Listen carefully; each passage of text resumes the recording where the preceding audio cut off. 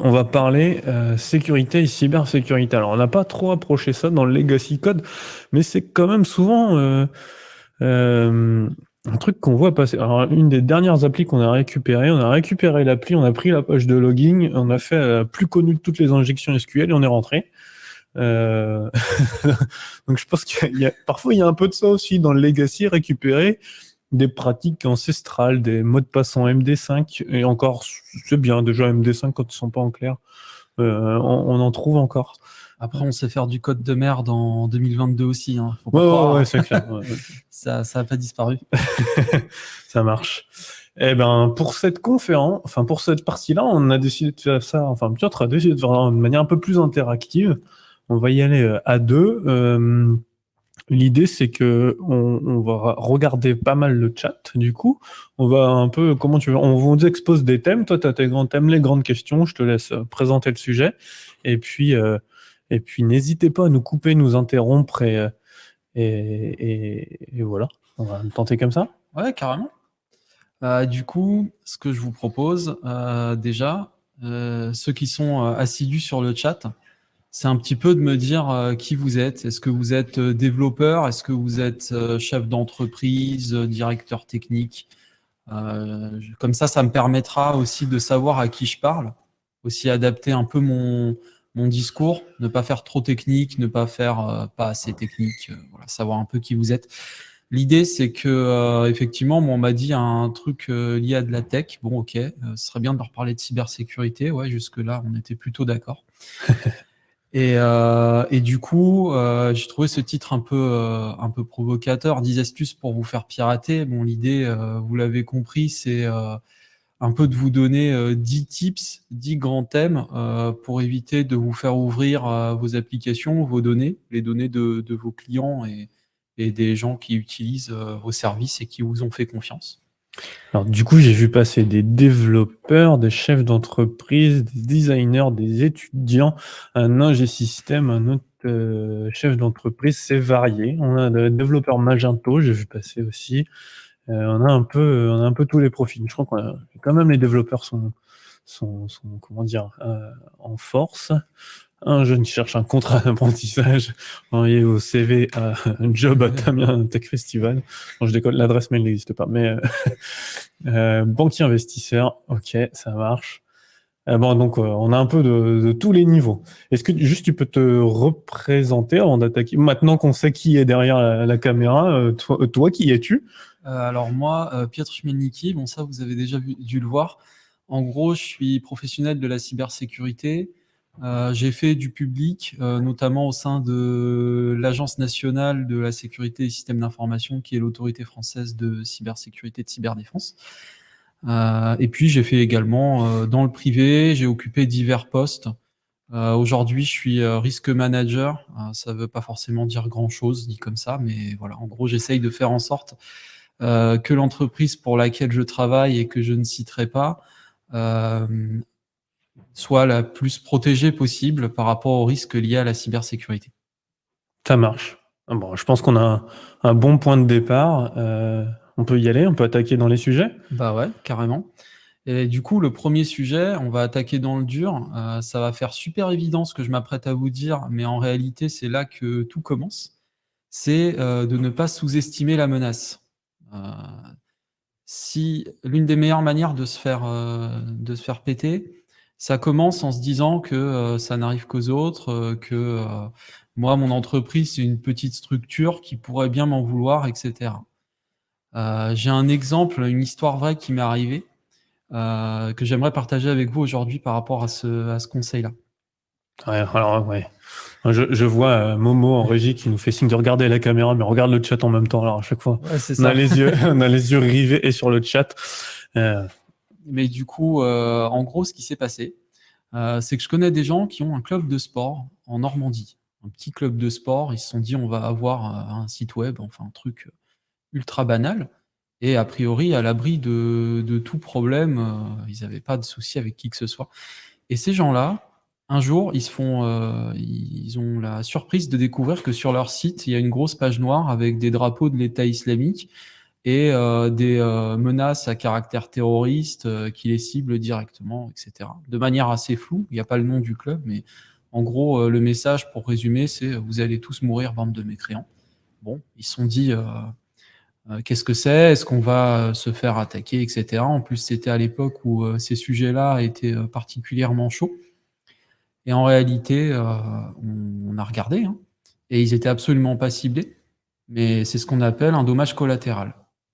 Il y a des groupes terroristes qui se sont dit on va aller taper un maximum de sites français en utilisant des vulnérabilités connues. Et le club de sport qui s'est dit qu'en fait il risquait rien, bah, il y est passé. Ouais, Voilà. d'accord. Et ça peut arriver en fait sur tout un tas de petits sites, et parce qu'on y a juste, on se dit que c'est pas pour nous, quoi. C'est Ouais, tout. c'est ça. On se dit que c'est pas pour nous, et au-delà de ce cas-là qui est un petit peu spectaculaire, il y a un tas de groupes qui s'amusent à faire ça, qui demandent des rançons derrière, etc. Bon, c'est assez classique, mais ça peut arriver à tout le monde, et la première étape pour se sécuriser, c'est d'en prendre conscience.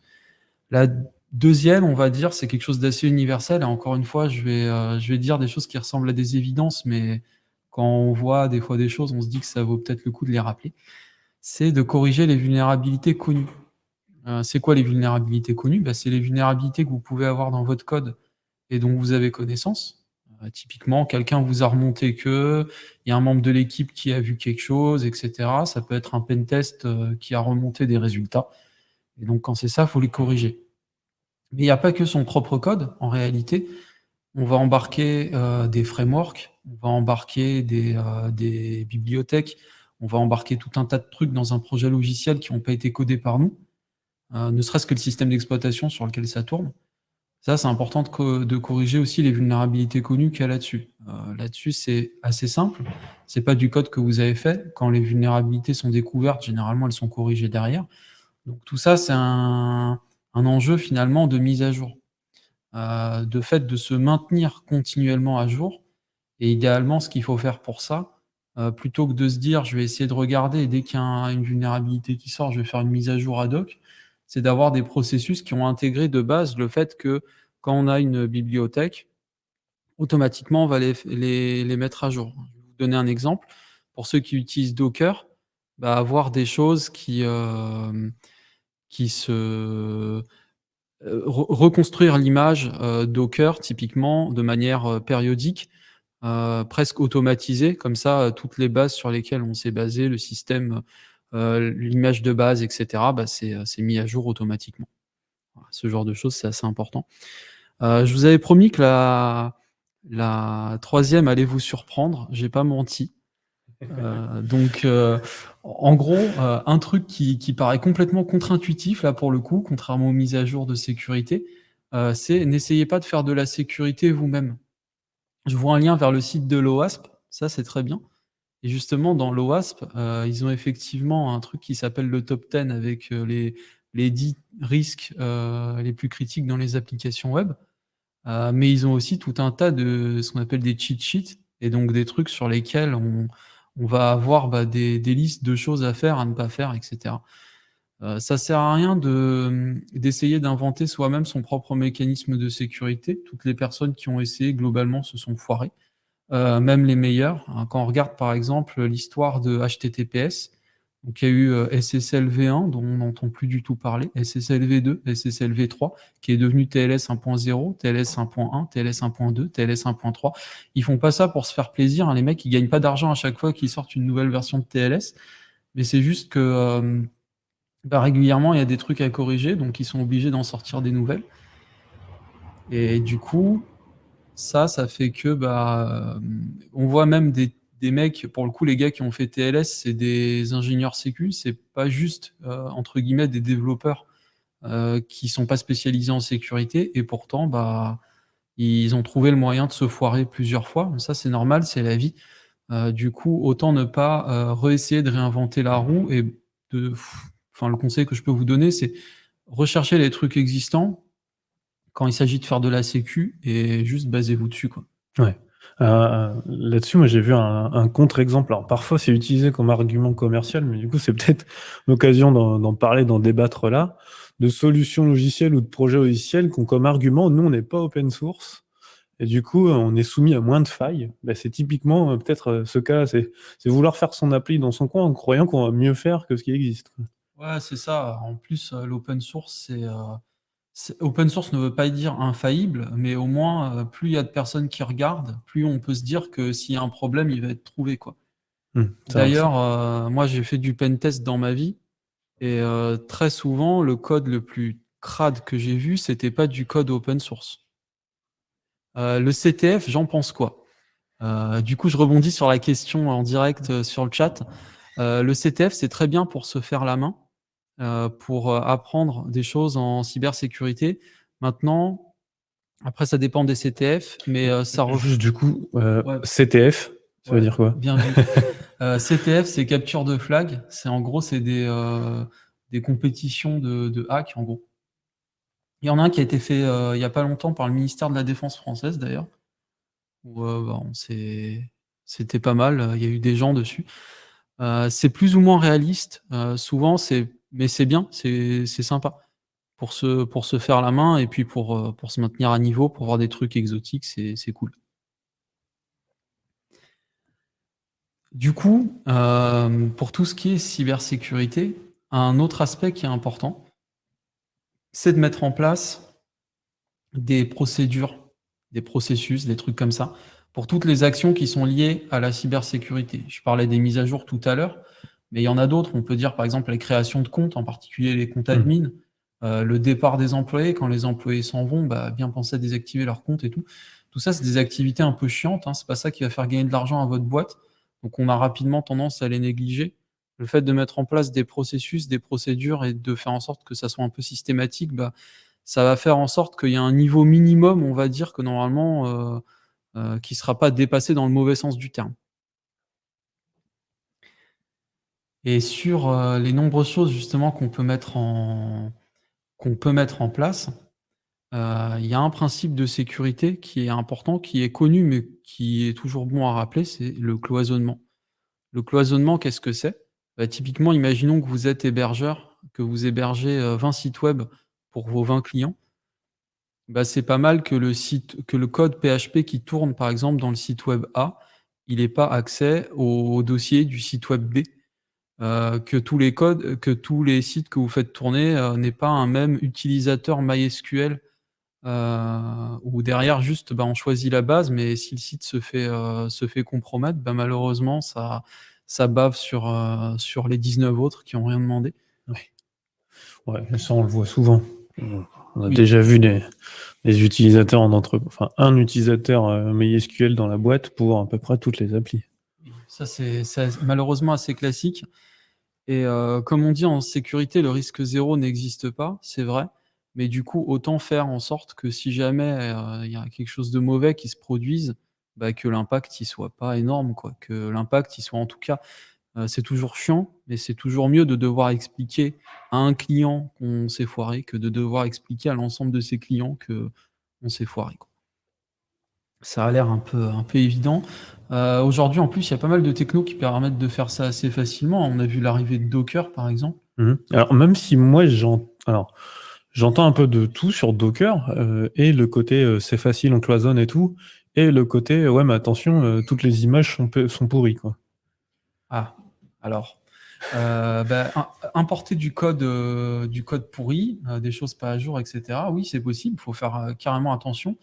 Mais finalement, le sujet c'est le périmètre de responsabilité. Ça veut dire que quand on crée une image Docker, on n'est plus seulement responsable du code qu'on va mettre dedans, mais de l'image en elle-même. Ça veut dire que si Mmh. on se base sur un une image de base pour construire son image, bah, faut regarder sur quoi on se base parce que derrière, c'est ce qu'on va livrer à notre client.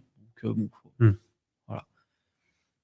Et après, je suis pas forcément, en train de faire, la pub pour Docker. Il y a plein de méthodes, hein. C'est juste le cloisonnement, c'est juste un principe. Il y a plein de manières de faire ça. On peut le faire avec des VM, on peut le faire avec des comptes utilisateurs sur Linux, on peut le faire de plein de manières différentes. Mais c'est un principe qui qui est généralement assez sympa. Le deuxième principe, on va dire son petit frère qui vient avec, c'est le principe de moindre privilège. Ce que ça veut dire, c'est qu'en gros, une fois que vous avez cloisonné vos, vos applications, ah, je vois qu'il y a un problème. Tu Ouais, ne nous vois plus. voilà, on ne nous voyait plus, mais c'est bon, c'est reparti. Voilà. Mais du coup, une fois que vous avez cloisonné vos différents morceaux, typiquement l'exemple de la base de données SQL avec, le fait de faire plein de comptes, bah, ce qui est bien derrière, c'est de donner, à ces comptes, là, le minimum de privilèges possible. Encore une fois, l'idée, c'est toujours la même, le risque zéro n'existe pas. Mais si jamais on se fait malheureusement péter son site web, bah, faut faire en sorte qu'il y ait le moins d'impact derrière possible. Je vais donner un exemple, que j'ai vu dans la vraie vie. Il y a des gens qui s'amusent à utiliser MySQL pour faire des logs. Mmh. Plutôt que d'utiliser Syslog, ils utilisent MySQL. Pourquoi pas? Mais à ce moment-là, la table MySQL qui est utilisée pour faire du log, ça sert à rien que l'utilisateur MySQL du site, il ait, d'autres privilèges que insert dessus. Mmh. Ça fait si on lui met par exemple la possibilité d'effacer ou de changer le contenu des logs, préexistants, c'est pas nécessaire pour l'appli, votre appli en a pas besoin et un attaquant pourra s'en servir pour effacer ses traces Mmh. OK. et donc voilà. Et du coup, tes logs servent plus à rien. Et du coup, tes logs ne servent plus à rien. Alors que si un attaquant rentre dessus et que la base ne peut que l'appli ne peut que générer des nouveaux logs, on pourra dire qu'il y a des logs pourris, mais au moins ceux d'avant, bah, ils sont pas compromis. Je pense que vous avez compris l'idée. C'est assez simple. D'ailleurs, c'est toujours comme on dit, ne pas faire tourner les applications en route sur le serveur, c'est un peu le même principe. Mmh. Oui, c'est ça. Peut-être même dans certains cas, bah, enfin, tu peux avoir plusieurs comptes MySQL, chaque compte fait exactement son truc Ouais, pour chaque utilisation. Si tu as, je sais pas, une appli un peu plus, BI qui doit juste visualiser, tu lui fais un compte dédié juste à la visualisation et elle n'utilise que ce compte-là, quoi. carrément. Il y a OK. moyen de faire ça et ça peut rentrer complètement dans une démarche aussi de microservices. Ça veut dire que si on décide de faire une appli un peu grosse et qu'on décide de la partager en microservices, bah, ça fait que chaque microservice peut avoir des accès super restreints aux données que par rapport à ce qu'il est censé faire. Ça marche. On a aussi un grand principe de sécurité, c'est le principe de la surface d'attaque. Je vais donner un exemple un peu, en dehors de la cybersécurité. Ce sont les prisons. Bon, les prisons, c'est un peu bizarre. On essaye d'empêcher des gens, d'en sortir, mais aussi on essaie aussi d'empêcher des gens de faire rentrer des trucs dans les prisons, genre de la drogue par drone ou des choses comme ça. Et pour faire ça, en fait, ils ont trouvé une solution dans les prisons. C'est que, OK, il y a les prisons, il y a, les fenêtres avec des barreaux et tout ça. Mais en plus de ça, ce qu'ils ont mis autour, c'est des murs d'enceinte. Le principe du mur d'enceinte, c'est qu'en gros, c'est un gros mur et que pour rentrer, vous avez une porte, éventuellement 2 et du coup, c'est beaucoup plus facile à surveiller et si quelqu'un veut, entre guillemets, «rentrer de force» pour, faire sortir un prisonnier ou pour, importer des choses, bah, il est obligé de passer par, 1 ou 2 portes et ça fait que, bah, du coup, c'est plus facile à surveiller, plus facile à sécuriser, plus facile à stopper. Donc le principe de la surface d'attaque, hein, c'est ça, c'est quelqu'un qui veut s'en prendre à vous, quel, «volume de code» entre guillemets, il peut aller chatouiller. Je vais donner un autre, contre-exemple du coup d'actualité. C'est ce qui s'est passé avec, le Pegasus, le malware, bien connu qui aurait servi à espionner, notre président de la République. Sur ce malware, il y a eu une analyse pour savoir comment il fonctionnait et ils ont trouvé que c'était une faille dans le logiciel iMessage qui exploitait, des bibliothèques complètement obscures qui ont été mises dedans.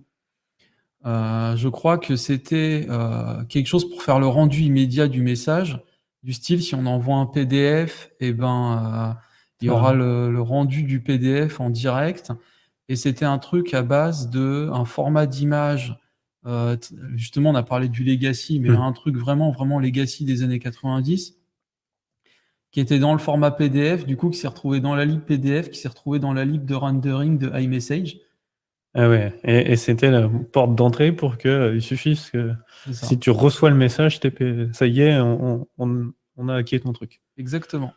Et en fait, ils se sont rendus compte, les mecs qui ont fait l'analyse, que quand, il y avait un message iMessage qui était reçu, potentiellement, il y avait jusqu'à 100, enfin, de l'ordre de 100 000 lignes de code qui allaient parser ce message et donc forcément, trouver, une ligne de code dans un parseur quelque part qui peut être détournée, bah, ça finit par arriver, surtout quand il y en a 100 000.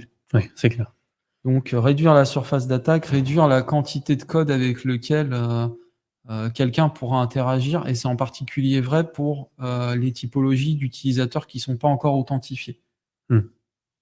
Typiquement les mires d'autante que tu as cité tout à l'heure avec la bonne vieille injection SQL des familles. Ah ça, c'est le grand classique, c'est le premier qu'on apprend, sur les sites un peu de piratage, c'est la fameuse injection où on croit qu'en fait, normalement ça passe plus nulle part, on vérifie au moins un peu les formulaires, mais non, non, ça passe encore. Ouais, Mmh. c'est ça. Souvent il y a des choses comme ça, et ce genre de choses, encore une fois, on peut pas s'en prémunir à 100 hein, parce qu'il y a toujours des risques d'avoir oublié quelque chose. C'est pour ça qu'on cloisonne, c'est pour ça qu'on réduit les privilèges.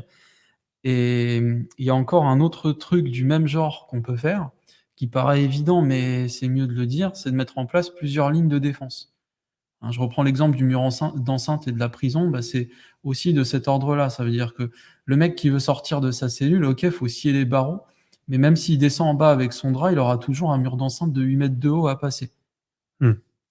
Et ça, c'est toujours, voilà, il y a ch aucune li on dit qu'aucune ligne de défense, n'est sûre à 100. C'est plus ou moins vrai et du coup, bah, quand on en met plusieurs, on augmente le pourcentage d'échecs, des personnes, qui veulent attaquer ça. Il y a un exemple connu de cette pratique, c'est le fait, par exemple, de hacher les mots de passe. Mmh. Parce qu'en gros, le mot de passe, normalement, il est dans la base de données de l'appli et normalement, quelqu'un sur internet, il a pas accès à votre base de données. S'il a accès à votre base de données de manière brute, c'est que de base, vous avez foiré, quelque chose, assez bien. Et le fait de hacher des mots de passe plutôt que de les stocker en clair, c'est finalement cette logique-là. C'est la logique de pardon, de se dire: «OK, la personne, elle va pas pouvoir, normalement accéder à ma base de données, mais si jamais elle y arrive quand même, bah, elle aura pas accès au mot de passe». C'est un peu, c'est un peu bateau, mais c'est toujours bon de le Ouais. rappeler, Et après, il faut trouver, le bon moyen de le hacher pour pas lui donner un truc qui peut, qui peut retrouver en 5 minutes, quoi. Ça a pas mal exactement. évolué, j'ai l'impression que tout ce qui est hachage, ce qu'on utilisait il y a 10 ans se fait casser en 30 secondes maintenant, quoi. Alors ça, c'est vrai que ça a pas mal évolué et surtout, je reviens sur, le truc que je disais tout à l'heure, ne tentez pas de faire, votre sécurité vous-même. Je dis ça, mais j'ai déjà vu, sur un pentest, un mec qui avait essayé de faire son algo de hash lui-même, pour hacher des mots de passe. Pourquoi? Je sais pas, pourquoi il a cramé, du temps pour essayer de faire ça tout seul. Mais visiblement, il pensait qu'il serait meilleur que l'industrie, à lui tout seul et ben, on a prouvé que non. C'est ce qui arrive assez souvent, dans ce genre de cas. Mais ouais, heu, il y a plein de trucs qui existent et il faut vraiment les utiliser. Parce qu'il y a des choses qui ont évolué et en termes de sécurité, maintenant, il y a des algos qui protègent de tout un tas d'attaques qu'on avait avant, comme les Rainbow Tables qui pouvaient s'en prendre à des trucs comme le MD5 ou le Mmh. SHA-1 ou n'importe quel algo de hash qui n'est pas salé en réalité et du coup, enfin, je vais pas faire la liste, mais aujourd'hui, on a la chance d'avoir ces outils-là qui sont, dispo avec des libs qui existent dans quasiment tous les langages. Ouais, qui sont souvent même déjà pré-implémentés dans une dernière version de Symfony, les dernières versions des frameworks quand ils ont été mis à jour Ouais, et exactement. puis, on a ça de base, quoi. Ouais. Ah alors, On a vu un éditeur qui a décidé d'écrire son propre oui, oui. j'en vois au moins un de tête. Ça existe. J'ai vu ça également, un truc similaire, ouais. Bah, ça après bon, Ouais, il fait ce ouais. qu'il veut, hein, mais J'en ai vu stocker tout dans des fichiers aussi localement, ouais, ouais, ça peut alors, exister. Bah, au moins il y a pas d'injection SQL au moins. ouais, c'est ça. Tu mets les caractères de fin de chaîne, ou de retour à la ligne et puis tu peux faire péter le truc, quoi. Oui, bah, il y a des choses comme ça qui se produisent des fois et justement pour que ça se produise pas, un des trucs importants c'est, de se former. et de former ses équipes. Et se former, c'est pas que pour des admin sys, c'est pas que pour des développeurs. En réalité, dans une entreprise, en particulier dans une entreprise de la tech, dont le numérique, c'est le cœur de métier, bah, chacun, à son niveau, a besoin d'avoir un bagage minimum en cybersécurité. En tout cas, à mon sens, moi, c'est ce que je crois. C'est juste pas les mêmes choses. Typiquement, les patrons, s'il y a des entrepreneurs qui nous écoutent et qui sont plus sur le côté business, bah, réfléchissez par exemple à ce que c'est qu'une analyse de risque. Là, je vous envoie vers un truc qui ça peut faire peur au début, mais je vous recommande fortement de lire une méthode, sur le site de l'ANSSI, du gouvernement français, qui s'appelle EBIOS Risk Manager. C'est une méthode qui va vous permettre rapidement d'identifier les priorités de sécurité de vos applications, de savoir éventuellement où est-ce qu'il faut, si jamais, par exemple, vous avez des budgets limités, savoir à quel endroit c'est intéressant de concentrer les investissements en termes de cybersécurité, plutôt que d'essayer de mettre en place des bonnes pratiques à droite à gauche, mais sans savoir réellement à quoi ça correspond derrière en termes de Mmh. risque. Est-ce que ça répond à un vrai risque, à quelque chose de moins prioritaire ou quoi? Et puis, bah, les développeurs, par rapport aux technologies utilisées, bah, se former. Moi, je ne peux que recommander encore une fois, le site de l'OWASP, Open, Web Application Security Project, je crois. Navré si j'ai défoncé l'acronyme. Moi, en tout cas, celui-là, il colle. Voilà, ça fonctionne à peu près et dont, bah, d'ailleurs, il y a le top 10 dans le chat, hein. Ça, c'est cool à regarder aussi parce qu'en regardant ce top 10, on peut s'en inspirer et déjà en tant que développeur, en tant que chef de projet, si jamais, par exemple, notre business model, c'est de se dire: «On a une appli, on la vend en SaaS», donc quelque chose sur lequel on va investir beaucoup d'énergie, d'efforts, juste passer en revue le top 10 et se demander sur chacun des points: «Tiens, est-ce que, on aura un truc, sur lequel on n'aurait pas, été très propre, par rapport au point en Ouais. question?»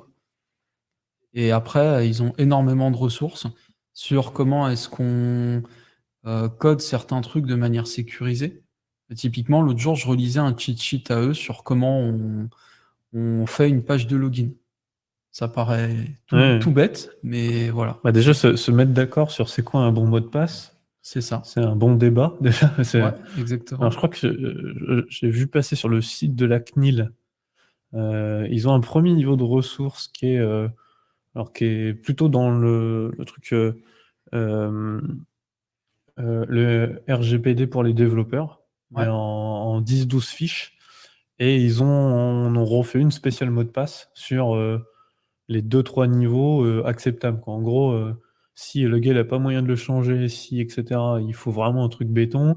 Si vous lui donnez une double authentification, alors, vous pouvez en faire des un peu plus courts, il y a ce genre de trucs, de décrits, ouais. en fiche pratique pour les développeurs de qu'est-ce que après coup, faut implémenter. Ça, c'est une ressource CNIL, RGPD pour les développeurs. Alors c'est sous l'aspect RGPD, mais avec pas mal d'aspects sécu dedans. Alors ça, c'est super intéressant ce que tu dis. Effectivement, la CNIL, elle balance des fiches. Le problème avec ce genre de recommandation, c'est qu'est-ce qui se passe si jamais la CNIL donne une recommandation pour les mots de passe et l'ANSSI en donne une autre? Ouais, Parce que, et je dis ça tout à fait au hasard, hein, ça s'est pas du tout produit. Mais oui, ça c'est clair que globalement, ce genre d'organisme, il peut y avoir des espèces de débats du style 8 ou 10 caractères minimum, mais généralement, ils vont pas vous dire des grosses bêtises. oui, ouais. Donc oui, clairement, il y a plein de niveaux. S'il est trop complexe et à changer trop souvent, ça finit sur un post-it. Ça peut finir sur un post-it. Moi, je préfère quand ça finit dans un qui passe, personnellement.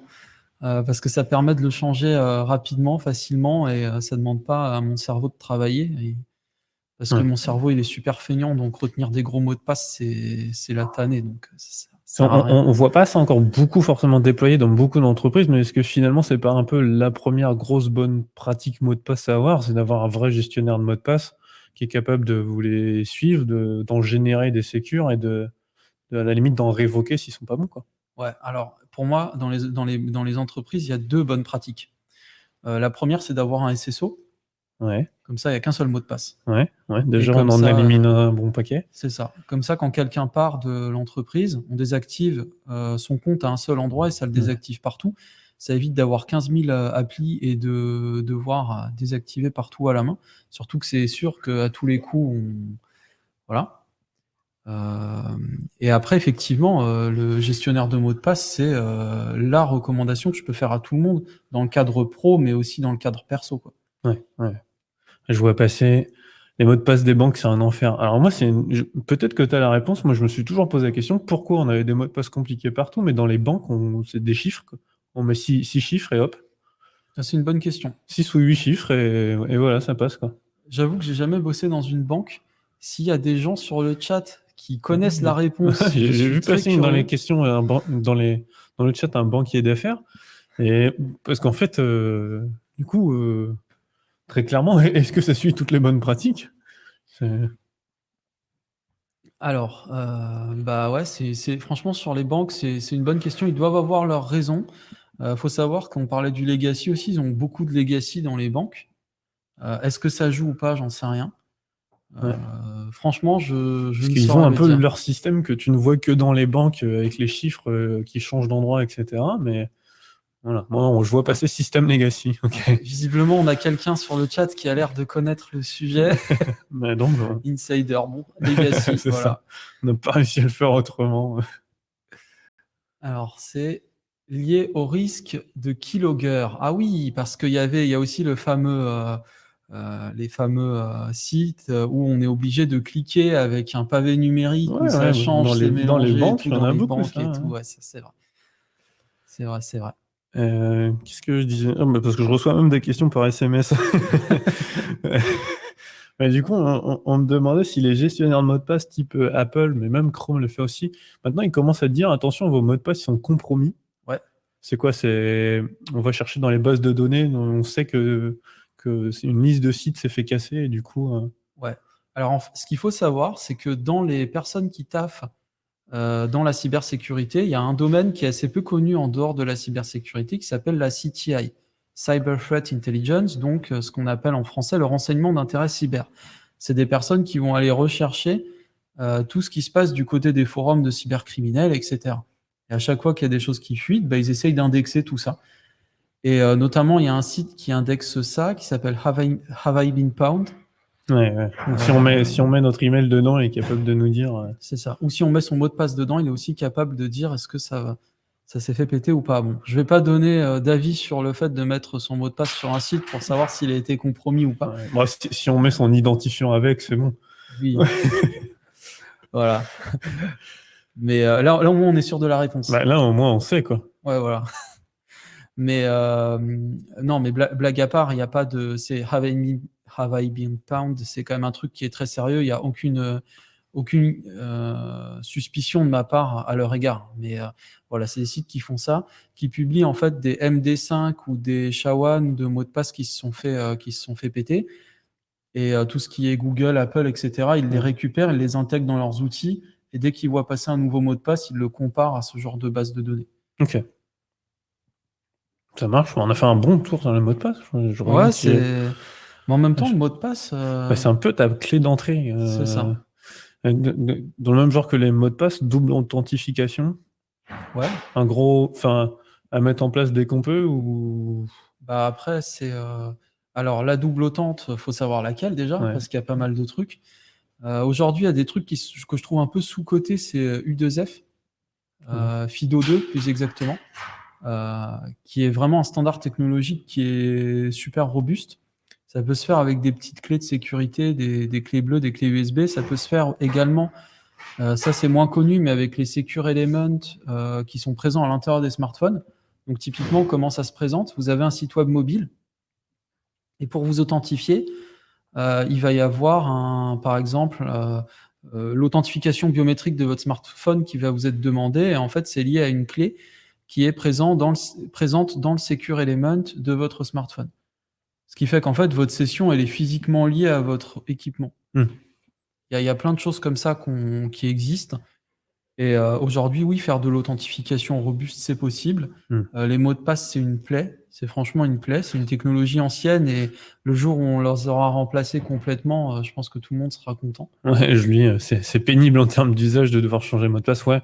Moi, Le duo sur mon poste, j'ai One Password pour tous mes mots de passe et NewBK pour la double autente. Je trouve que c'est plutôt agréable. Les mots de passe, j'en connais aucun parce que je laisse les générer. Et dès que je peux, j'ai juste à appuyer sur ma clé pour passer double autente. Ouais, C'est plus temps en enfer que quand il n'y avait pas de ça, quoi. ouais, clairement. Et après, il y a des modèles d'authentification un peu novateurs. Mais des modèles d'authentification sans mot de passe et sans double autente, ça existe aussi aujourd'hui. Je vais juste vous parler d'un truc avant de vous en parler, pour bien vous faire prendre, conscience d'une chose. Dans les formulaires, de mots de passe oubliés, ça envoie systématiquement un mail à l'adresse mail de la personne. Ce qui veut dire que le contrôle de l'adresse mail, finalement, ça équivaut au fait d'avoir le mot de passe. Si on a le contrôle de l'adresse mail, on est capable de reset le mot de Ouais, passe. le mot de passe ne sert à rien, en fait. Donc en fait, il y a des gens qui se sont dit, je crois que c'est même des trucs de paiement qui font ça aux États-Unis, je sais plus lesquels. Finalement, on laisse tomber le mot de passe, on envoie juste un lien par mail. Le lien permet de s'authentifier. Si jamais le mail est déjà connu comme étant un compte utilisateur, bah, on récupère la session préexistante de l'utilisateur.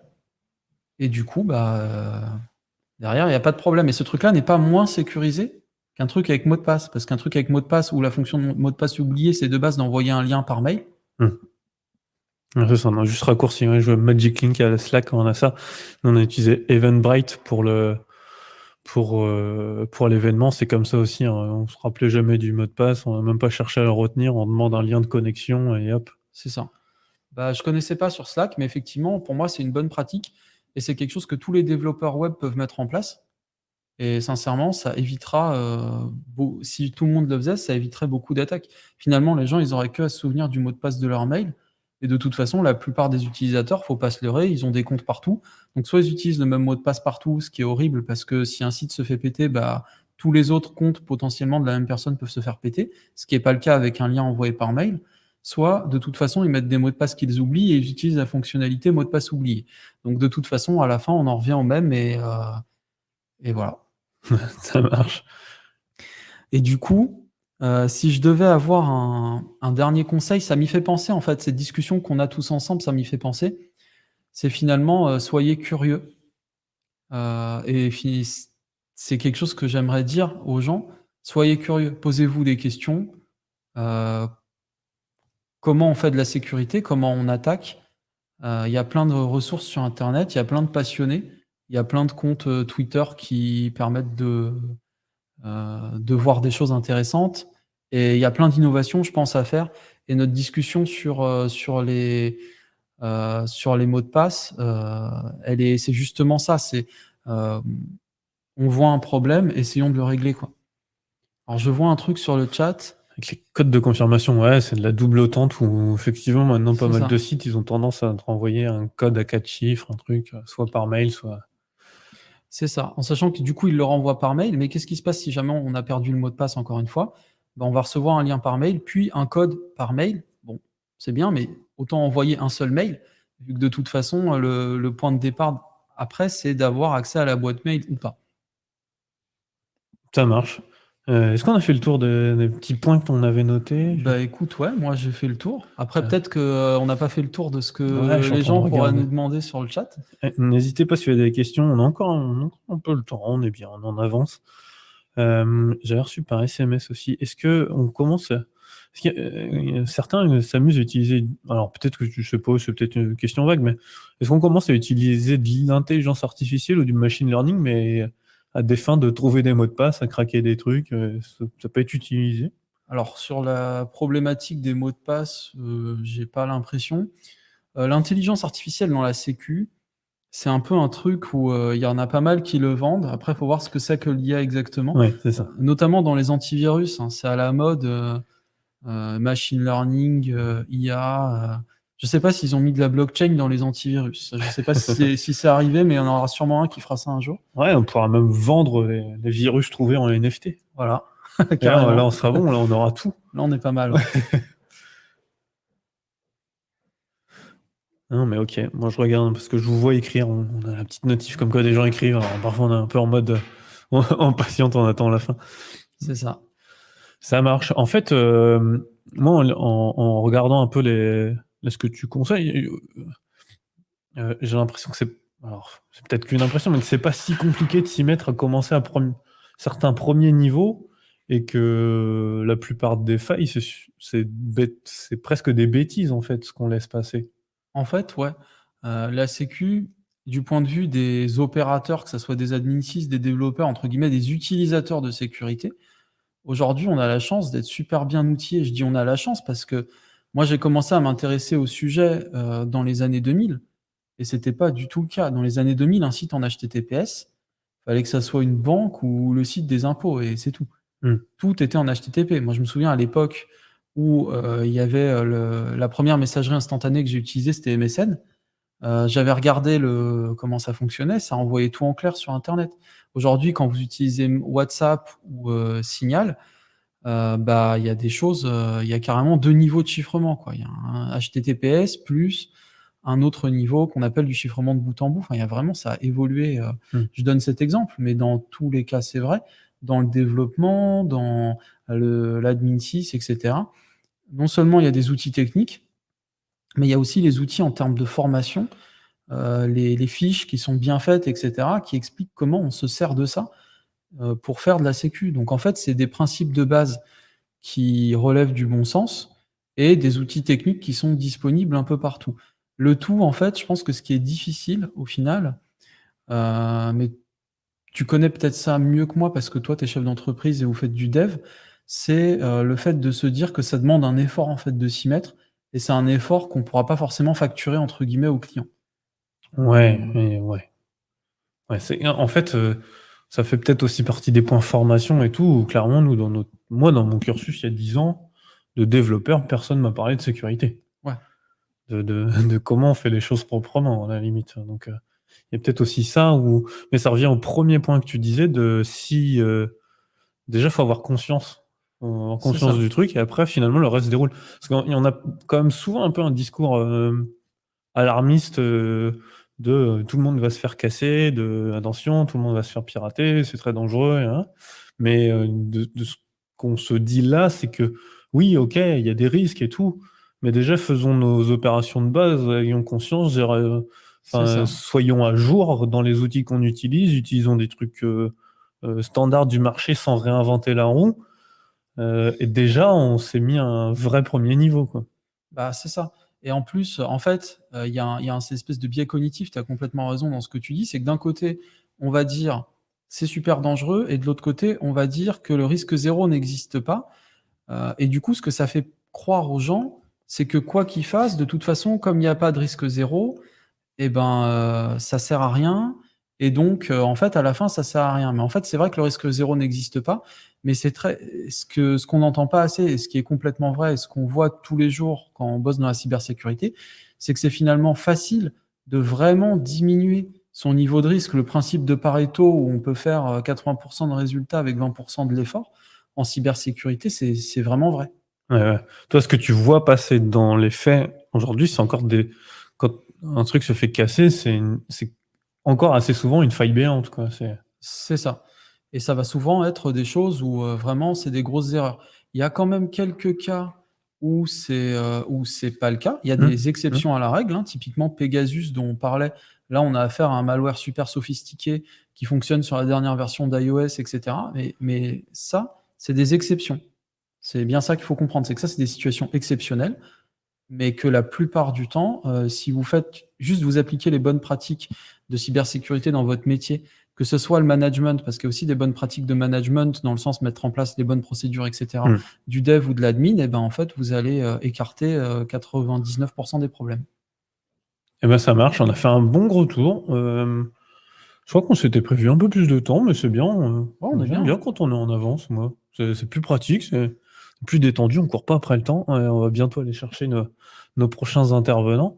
Merci pour tous ces conseils. Moi, en fait, je trouve que ça me rassure sur la cyber. Je me dis que ce qu'on fait, nous, c'est pas si finalement, avec les pratiques qu'on a de base, ça prend pas mal de trucs et effectivement, les plus grosses failles qu'on a vues, c'est soit sur du vieux code avec, du MD5 et de l'injection, tranquille quoi, Ouais, mais ça peut-être c'est aussi un peu de la responsabilité de tout le monde et des boîtes de dev aussi d'avertir leurs clients de: «Attention là ce que vous faites ce que vous maintenez, c'est risqué quoi pour votre business» et du chef d'entreprise d'avoir conscience que, bah, même si une appli elle fait le boulot, elle vous rend service et tout, si demain elle vous permet de faire tomber, elle risque de vous faire tomber votre boîte, ce sera un peu trop tard quand même, parce qu'on voit quand même pas mal de trucs. Non, on a même des assurances en cybersécurité. Tout à fait. Plutôt que d'essayer de diminuer le risque, on s'assure contre. En plus, le piège des assurances, c'est que l'assurance, elle peut rembourser quelque chose qui est factuel et qu'on arrive à lui prouver que ça a fait perdre tant d'argent. Mais par exemple, de l'espionnage industriel, où votre concurrent, il a volé votre code ou vos secrets de fabrication, ou alors, il a volé les mails qui parlaient de votre prochain contrat et il vous a devancé. Contre ça, il y a aucune assurance qui va vous rembourser quoi que ce soit. Ouais, ouais, ça parce qu'on Parce que peut pas le c'est du chiffrer, quoi. ça peut pas se chiffrer, des fois même ça se voit pas. Ouais, ouais. Ouais, on pense toujours qu'on va finir avec un gros message sur son site et puis, Ouais, une grosse alerte pour dire qu'on a été piraté. Non, la vérité, c'est que quand vous vous faites pirater, que vous avez des vraies infos, juste on les prend et on vous le dit pas. c'est ça. Moi, j'ai vu il y a un cas d'usage il y a pas longtemps, une boîte qui nous a expliqué. Grosso modo, bah, ils se sont fait casser une boîte mail, mais plutôt que juste dire: «Ah, on s'est fait casser la boîte mail», ce qui s'est passé, c'est que les gars, ils ont attendu sur la boîte mail qu'à un moment, il y ait une facture qui soit relancée d'un prestat qui dit: «Eh, vous nous devez tant», et à ce moment-là, ils ont appelé l'entreprise pour dire: «Ah, on vous a relancé, il faut payer vite, par contre, on s'est trompé de RIB». Ouais, ça c'est un cas typique. Ça c'est un cas typique, ouais. Et là, vous faites le virement à la mauvaise entreprise et ça part d'une politique de mot de passe de quelqu'un qui a mal changé son mot de passe. Ça s'est vu de nulle part et tout, juste au bout d'un moment, ils se sont dit: «Mais à qui on a viré ces 15 000 €?» C'est ça. Et encore, ça dépend de la taille de la boîte, mais si c'est une boîte, suffisamment grosse, des fois ça peut être un dans le meilleur des cas, ça sera vu par un audit financier, 3 ans plus tard et dans tous les autres cas, bah, en fait, les 15 000 € c'est gagné, quoi, enfin pour l'attaquant. C'est trop fort, on va se lancer là-dedans. Bon, et ben ça marche. Ah si, j'avais une dernière question que j'ai vue passer. En France, comment on se situe? C'est quoi notre niveau cyber? On est plutôt au fait et en avance ou on est plutôt à la traîne et on se fait attaquer de partout? Alors je vais répondre à ta question par une question. C'est qui en France? Tu parles des boîtes, tu parles de l'État, tu parles de qui? Ouais, plutôt les boîtes. Quoi, notre niveau de conscience en cyber par rapport à d'autres pays? Alors, par rapport à d'autres pays, ça dépend les pays. Moi, j'ai l'impression qu'en France, on n'est pas trop mal. OK. Sincèrement, j'ai l'impression qu'on n'est pas trop mal. Maintenant, j'ai pas bossé forcément dans d'autres pays. Il y a des pays où, entre guillemets, c'est un peu le tiers-monde, numérique, sur la cybersécurité. Ouais. Ça peut être des pays effectivement du tiers-monde parce que c'est des histoires de manque de moyens. Ça peut être des pays, qui n'en font pas partie parce que juste il y a une culture. Tiens, j'ai un super exemple, vécu. Hem, Ça se passe au Japon et c'est dans une entreprise automobile japonaise ou dans un de ses sous-traitants pour être plus exact, où, dans une usine, il y a un ordinateur qui contrôle toute l'usine. Il est déverrouillé parce qu'il faut pouvoir faire des choses et la mesure de sécurité consiste à, mettre une marque rouge au sol à 1,50 m de l'ordinateur comme ça personne ne touchera jamais à l'ordinateur et il n'y a aucun risque. Et en fait, c'est compliqué d'expliquer à des gens qui ont une culture, où, le citoyen moyen est super intègre par rapport à ce qu'on peut voir, dans d'autres pays occidentaux comme le nôtre, qu'en fait quelqu'un pourrait être malveillant. Ouais. Ouais, ça revient à notre point. Déjà, faut être conscient qu'il y a un C'est risque et ça, après on trouve. c'est ça. Ça marche. Eh ben, écoute, merci pour, tous ces points. Je vois une dernière question en train d'être tapée, mais après on va changer. Jean-Denis, tu peux commencer à nous rejoindre. Hop, je le vois sur le côté. Tu peux nous ouais, et comme ça on aura et on a aussi Antoine Macré qui va nous rejoindre. Et que juste après Piotr, je vois hop. Les hôpitaux français ont subi pas mal d'attaques. C'était notre Oui, dernière question, notre dernier point. Qu'est-ce qui s'est passé heu, dans les hôpitaux? alors ce qui s'est passé dans les hôpitaux, il y a eu 2 choses. Il y a eu l'appât du gain, Ouais, parce qu'ils se sont dit que, finalement, c'est peut-être un moment où les hôpitaux vont payer des rançons parce qu'ils ont besoin d'être là et surtout, un des problèmes des hôpitaux français, c'est, le manque de moyens. ouais, Hein, ça c'est un sujet qu'on connaît et qui dépasse, le sujet de notre conf, mais et ça se répercute sur, si une banque aujourd'hui a un niveau de cybersécurité en France bien au-dessus d'un hôpital, c'est pas parce que dans la banque, s'il y a un problème de cybersécurité, des gens peuvent plus mourir que dans l'hôpital. C'est juste qu'il y a plus d'argent qui est mis là-dessus. Et ça, c'est un fait. Sur le sujet des banques, j'ai vraiment bien aimé la manière dont le Bureau des légendes a traité, une série Canal, a traité une histoire fictive d'une cyberattaque dans une banque avec une RSSI qui était là toute seule, un peu démunie face à un problème. J'ai trouvé ça assez réel dans le ressenti humain que ça peut faire. Ça marche. Eh ben, grand merci Piotr